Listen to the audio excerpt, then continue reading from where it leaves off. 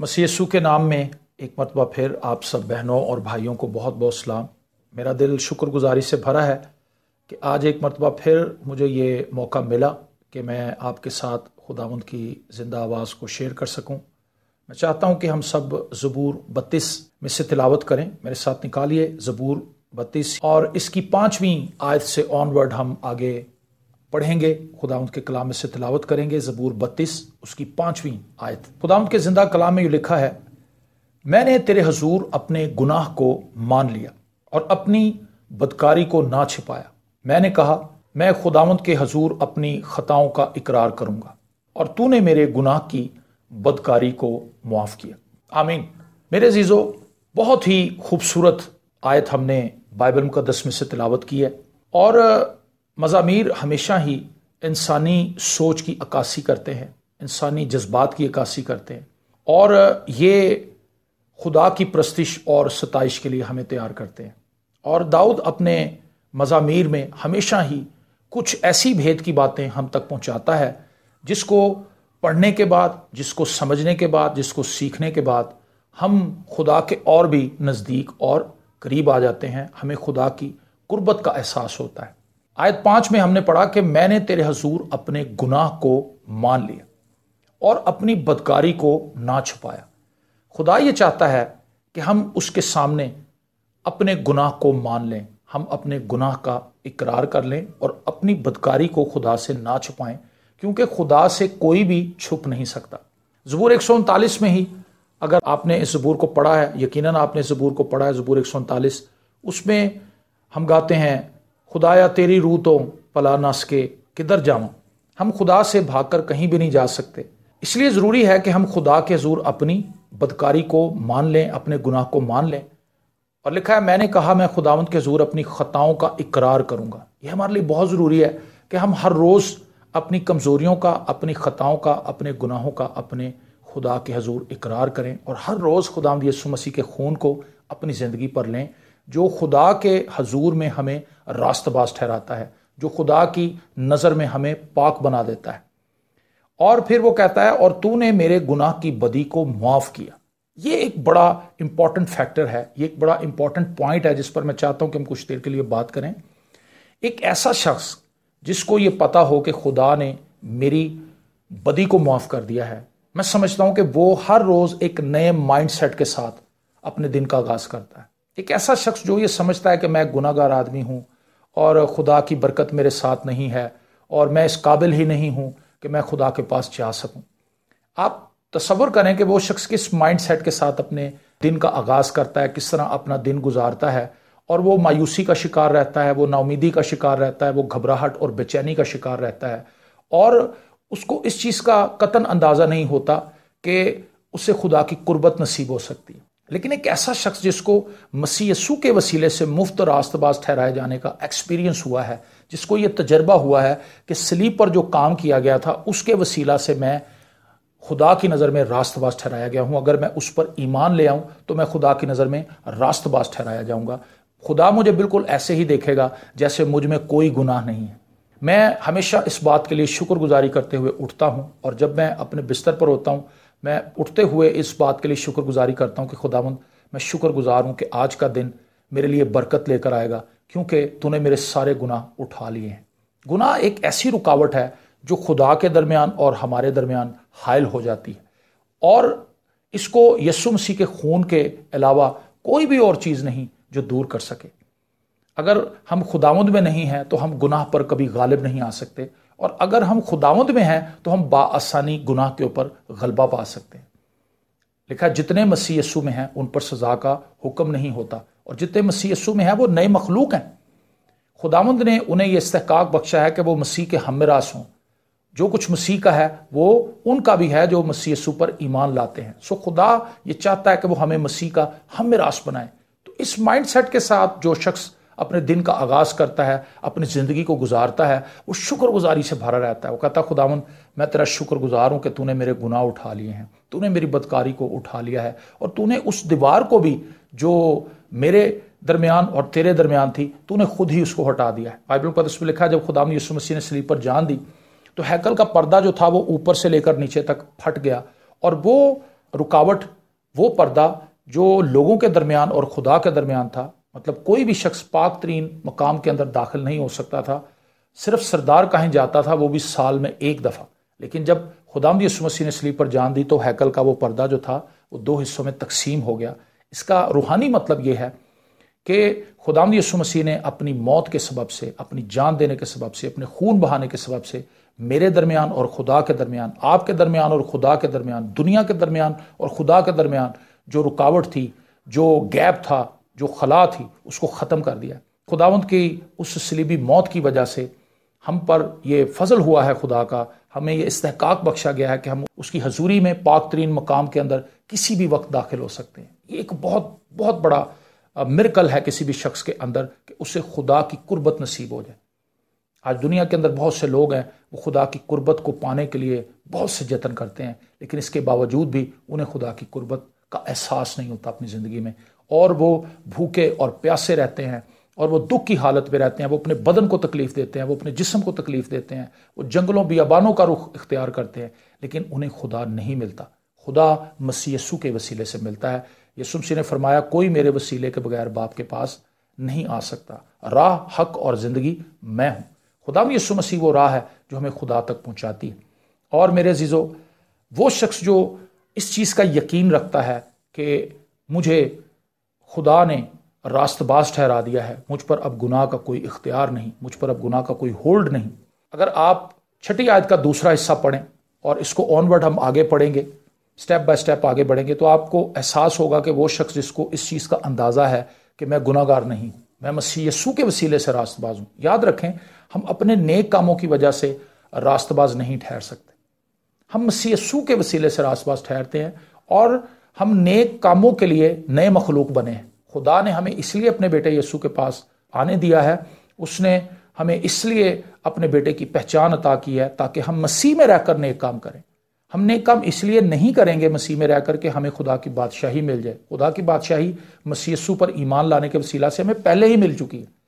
جو لوگ مسیح پر ایمان رکھتے ہیں وہ پہلے ہی خدا کی بادشاہی کے امیدوار ہیں، خدا کی بادشاہی کے لوگ ہیں، لیکن وہ نیکی اس لیے کرتے ہیں تاکہ دنیا دار لوگ یہ جان سکیں کہ یہ مسیح کے لوگ ہیں۔ دنیا دار لوگ اس لیے نیکی کرتے ہیں تاکہ وہ خدا کی نظر میں مقبول ٹھہریں، لیکن کوئی بھی شخص خدا کی نظر میں اپنی نیکیوں سے راست باز نہیں ٹھہر سکتا، کیونکہ یہ بات طے شدہ ہے کہ ہم اپنی زندگی میں اپنے ہر روز میں اگر اپنی نیکیوں اور اپنے گناہوں کا اندازہ لگائیں تو ہماری نیکیاں بہت کم ہوگی، ہمارے گناہ بہت زیادہ ہوں گے۔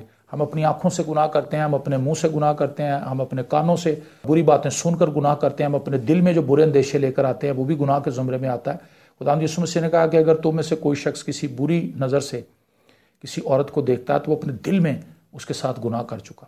تو ہم نے جو نیکیاں کی وہ تو صبح سے لے کے اینڈ تک چند ایک ہیں۔ ہم نے اپنے ماں باپ کا حکم مان لیا، ہم نے کسی غریب کو کھانا کھلا دیا، ہم نے کسی کی مدد کر دی، ہم نے کسی کے لیے دعا کر دی۔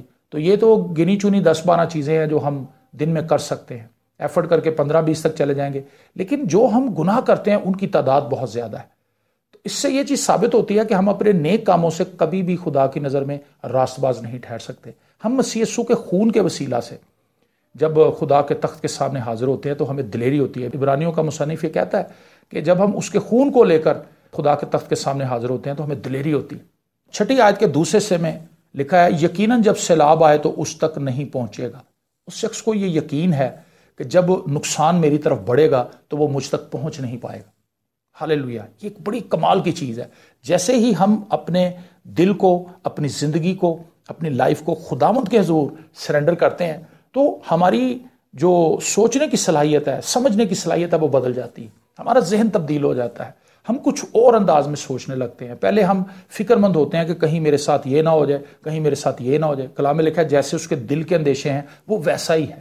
جیسا ہمارا دل خوف سے بھرا رہتا ہے، کچھ لوگوں کو بے وجہ کے خوف گھیرے ہوئے ہیں، وہ کہتے ہیں جی ہمیں پتہ نہیں کہ کس وجہ سے ہم پریشان ہیں، لیکن ہمیں ایک انجانا سا خوف گھیرے ہوئے، ہمیں پتہ ہی نہیں کہ کس قسم کے خوف نے ہمیں گھیرا ہوا ہے، ہمیں بس پتہ نہیں ہے کہ یہ کیا ہے، لیکن ہمارا دل بے چین ہے۔ لیکن وہ شخص جو خداوند میں ہے اس کو اس چیز کا اندازہ ہے کہ میرے ارد گرد چاہے کتنا بھی نقصان ہو رہا ہو، خداوند مجھ تک اس وبا کو، اس تپالی کو نہیں آنے دے گا۔ زبور 91 میں ہم گاتے ہیں، تپالی تیرے ڈیرے وچ نہ کدی آوے گی، وبا تیرے خیموں تک نہ پہنچے گی۔ میرے عزیزو، وہ شخص جو خداوند میں ہے اس کی امید اس بات پر ہے کہ خداوند مجھے نقصان سے بچائے گا، خدا مجھے اذیت سے بچائے گا۔ اور آگے لکھا ہے تو میرے چھپنے کی جگہ ہے۔ ہاللیلویا۔ وہ شخص جو خداوند میں ہے اس کو یہ پتا ہے کہ میرے چھپنے کی جگہ خود خداوند ہے، میں خداوند میں محفوظ ہوں، میں خداوند میں قائم کیا گیا ہوں۔ اور اگر آپ امثال کی کتاب پڑھیں تو وہاں پہ لکھا ہے کہ صفان جو ہے یہ ایک بالکل ناتواں سا جانور ہے۔ صفان خرگوش کی طرح کا ایک چھوٹا سا جانور ہے، یہ بہت ویک ہوتا ہے، بڑا کمزور ہوتا ہے، مطلب یہ اتنا نازک ہے کہ آپ اس کو اگر ہاتھ میں پکڑ کے تھوڑا سا پریس کریں تو یہ مر بھی سکتا ہے۔ تو یہ کیا کرتا ہے، یہ چٹان میں اپنا گھر بناتا ہے اور یہ چٹان میں چھپ جاتا ہے۔ چٹان چونکہ بڑی سخت ہے اور یہ انتہائی سافٹ ہے، اسی لیے جب وہ جانور جو صفان کا شکار کرنے کے لیے آتے ہیں وہ اس کو پکڑ نہیں پاتے کیونکہ یہ چٹانوں میں رہتا ہے۔ اسی طرح ایک انسان جو کہ اپنی بدنی حالت میں، اپنی ذہنی حالت میں، اپنی جذباتی حالت میں بہت کمزوری کا شکار رہتا ہے، وہ اگر خداوند مسیح یسوع میں چھپ جائے تو پھر وہ ہر قسم کے خطرے سے محفوظ رہ سکتا ہے۔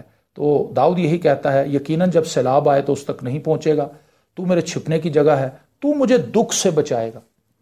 وہ شخص جو مسیح یسوع میں ہے وہ یہ جانتا ہے کہ میرے دکھوں میں میرا ساتھی میرا خداوند ہے۔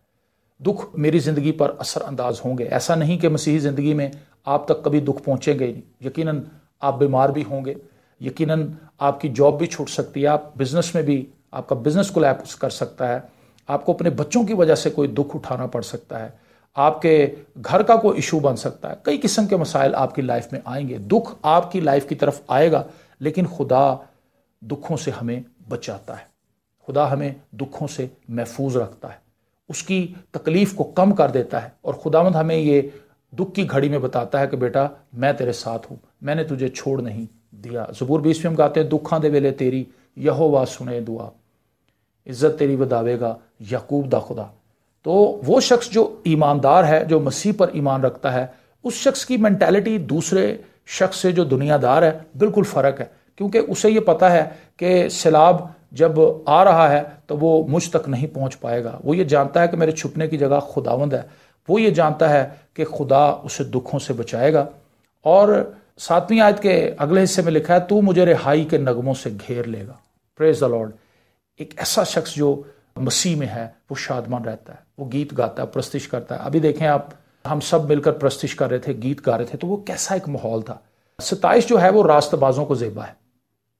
ستائش کا تعلق براہ راست آپ کے دل کی کیفیت سے ہے، ورنہ گیت گانے والے لوگ جو گیت گاتے ہیں ہم انہیں اچھا سنگر کہہ سکتے ہیں، لیکن ورشپ جو ہے وہ آپ کے دل سے اٹھتی ہے، اور گیت وہی بندہ گاتا ہے، خوشی سے خدا کی پرستش وہی کرتا ہے جسے چھڑائے جانے کا اپنی زندگی میں ایکسپیرینس ہوا ہے کہ میں چھڑایا گیا ہوں۔ اگر آپ مصر میں سے اسرائیلیوں کو نکلتے ہوئے دیکھیں تو آپ کو اس چیز کا شدت سے احساس ہوگا کہ کس طرح جب وہ مصر میں سے نکلے، مصر پر خدا نے آفتیں بھیجیں، اور آخر میں ان پر ایک بڑی پرابلم یہ آئی کہ پورے مصر کی فوج کو ہی خدا نے سمندر کے اندر غرق کر دیا۔ تو جب انہوں نے یہ سارے منظر اپنی آنکھوں سے دیکھے، اور انہوں نے آخر میں مصر کی اس فوج کو جو کہ اپنے دور کی ایک طاقتور ترین فوج تھی، اس کو جب انہوں نے اپنی آنکھوں کے سامنے ڈوبتے ہوئے دیکھا، ملیا میٹ ہوتے ہوئے دیکھا، تہہ تیگ ہوتے ہوئے دیکھا، تو پھر لکھا ہے مریم نکلی اور اس نے اور بیٹیوں کو بھی اپنے ساتھ ملایا، انہوں نے دف لے کر خدا کی پرستش کرنی شروع کر دی۔ اب آپ سوچیں کہ یہ پرستش کیسی پرستش تھی؟ یہ پرستش ایک ایسی ستائش تھی جو چھڑائے ہوئے لوگوں نے کی، انہیں ایکسپیرینس ہوا تھا غلامی کے گھر میں سے نکلنے کا، وہ سال ہر سال سے نسل در نسل غلامی کے اندر تھے، لیکن خدا نے وعدہ کر رکھا تھا کہ میں تمہیں چھڑاؤں گا، اور خدا نے انہیں چھڑایا، اور جب خدا نے اپنے زور بازو سے ان کو چھڑا لیا تو پھر انہوں نے ستائش کی، انہوں نے پرستش کی۔ وہ شخص جو خداوند یسوع مسیح کے وسیلہ سے مفت راست باز ٹھہرایا جاتا ہے، وہ پرستش کرتا ہے، وہ ستائش کرتا ہے، اس کا دل کرتا ہے کہ میں گیت گاؤں، اس کا دل کرتا ہے کہ میں خداوند کی تعریف کروں، میں برے کی حمد کروں۔ مکاشفہ کی کتاب میں اگر ہم جائیں تو مکاشفہ کی کتاب کو اگر آپ اس کے پہلے چیپٹرز کو ابواب کو پڑھیں گے تو آپ کو نظر آئے گا کہ آسمان پر بار بار سجدے کیے جا رہے ہیں، بار بار وہاں پہ شاؤٹ کیا جا رہا ہے، بار بار وہاں پر برے کی تمجید اور ستائش کے نغمے گائے جا رہے ہیں۔ کیوں؟ کیونکہ وہاں پر ایک ایسا ماحول ہے جو ٹرو ورشپ کا ماحول ہے۔ تو زمین پر بھی ہمیں اسی طرح کی پرستش کرنے کی ضرورت ہے، اور اس طرح کی پرستش وہی لوگ کرتے ہیں جو دل سے خدا کی پرستش کرتے ہیں، جو روح اور سچائی سے خدا کی پرستش کرتے ہیں۔ وہ لوگ ہیں جنہوں نے یسوع مسیح کو بطور نجات دہندہ جان لیا ہے، جو یسوع مسیح کو ایک نجات دہندے کے طور پر جانتے ہیں، پہچانتے ہیں اور اس کو فالو کرتے ہیں۔ یسوع مسیح نے کہا میری بھیڑیں میری آواز سنتی ہیں۔ تو وہ بندہ جو چھڑایا گیا ہے، جس کی بدی معاف ہو گئی ہے، اسی زبور میں ہم کہتے ہیں تن جس دے بخشے گئے سب گناہ تے ٹکے گئے سارے اوگن صدا۔ کیسی خوشی کی بات ہے ایک ایسے شخص کے لیے جس کے قصور معاف کر دیے گئے۔ میں اکثر یہ بتاتا ہوں کہ ایک ایسا شخص جس کا سپریم کورٹ میں کیس لگا ہو اور وہ کیس موت کا کیس ہو، 302 کا کیس ہو کہ جی اگر اس شخص کو سزا ہوئی تو اس کو یا تو پھانسی ہوگی یا اس کو عمر قید ہوگی، بڑی سزا کا وہ مجرم ہو، ملزم ہو۔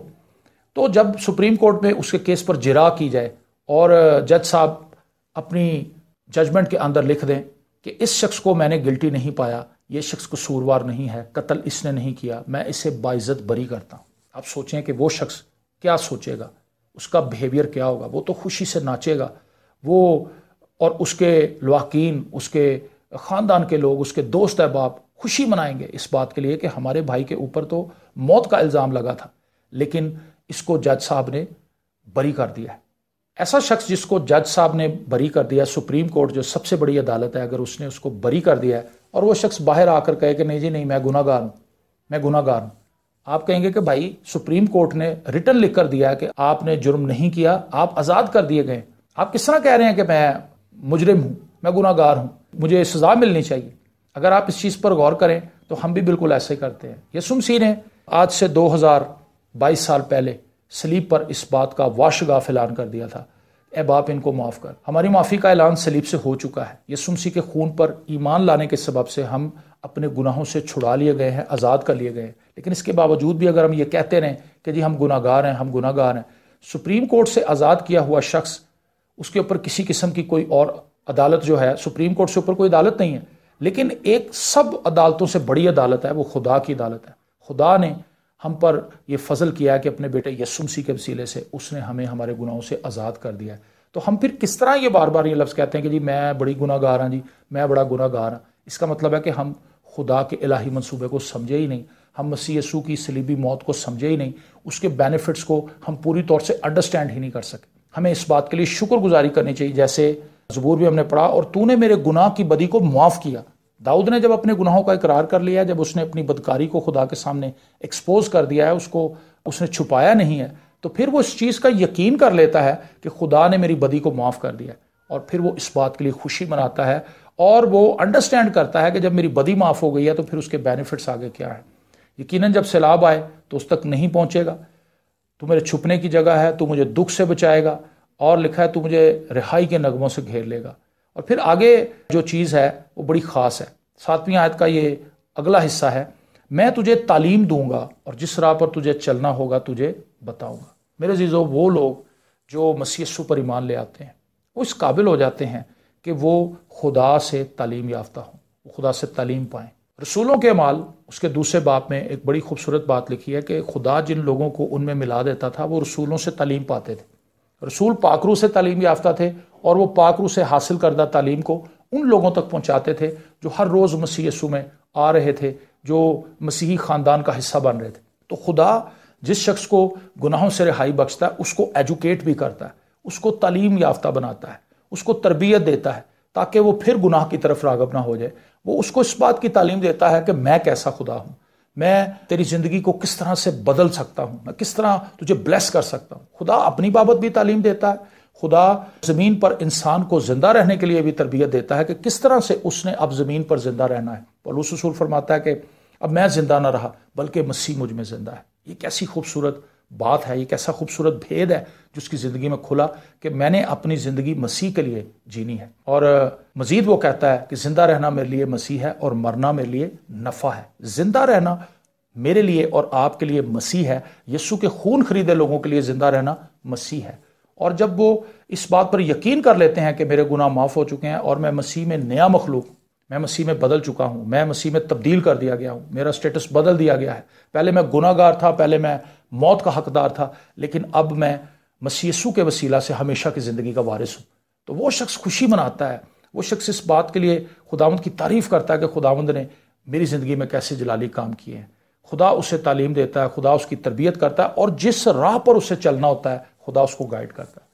میرے عزیزو، یہ بڑی خوبصورت بات ہے کہ خدا کسی شخص کو گائیڈ کرے، خدا کسی شخص کو لیڈ کرے، اور جس جگہ پر خدا کسی شخص کو لیڈ کرتا ہے وہ برکت پاتا ہے۔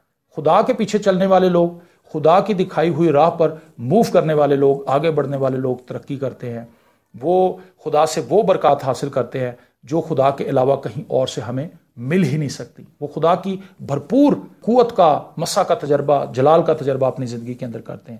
تو اس بات کے لیے ہمیں خوشی منانی چاہیے کہ وہ لوگ جو مسیح یسوع میں نئے مخلوق ہیں، ان کو خدا تعلیم دیتا ہے، جس راہ پر انہیں چلنا ہے خدا ان کو بتاتا ہے، خدا ان کی تربیت کرتا ہے۔ اور پھر 8ویں آیت میں لکھا، میں تجھے صلاح دوں گا، میری نظر تجھ پر ہوگی۔ یہ کیسی خوبصورت بات ہے کہ خدا ہمیں صلاح دے گا، خدا ہمیں مشورہ دے گا۔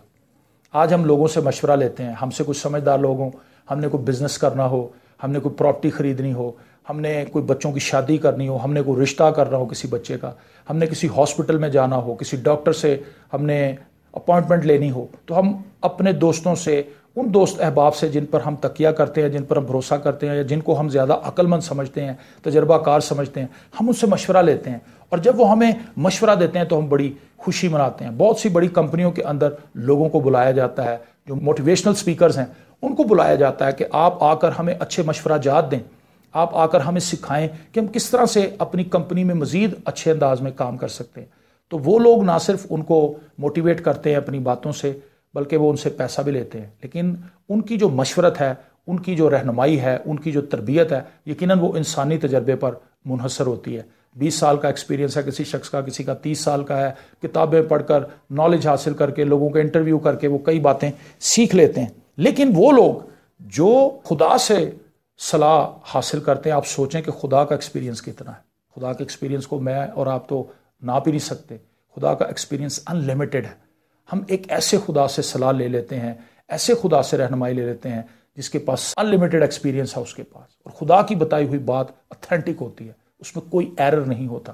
یسوع مسیح نے صلاح دی تھی پطرس کو کہ تو اپنی کشتی کو گہرے میں لے کر جا، اور جب وہ اپنی کشتی کو گہرے میں لے کر گیا، خدا ان کی صلاح کو مانا، اس نے خدا کی بات کو اوبے کیا، اور اس نے جال ڈالا یسوع کے کہنے پر۔ اور آپ جانتے ہیں کہ اس نے اتنی مچھلیاں پکڑ لیں جو شاید اس نے ایک ہفتے میں بھی نہیں پکڑنی تھی، اور اتنی مچھلیاں تھیں کہ اس کی کشتی بھر گئی۔ اس نے اپنے ساتھیوں کو بلایا جو بالکل فارغ بیٹھے ہوئے تھے، اس نے کہا آؤ بھائی، میں نے اتنی مچھلیاں پکڑ لی ہیں، جلدی آؤ، میرا جال پھٹ رہا ہے، اور ان لوگوں کی کشتیاں بھی بھر گئیں۔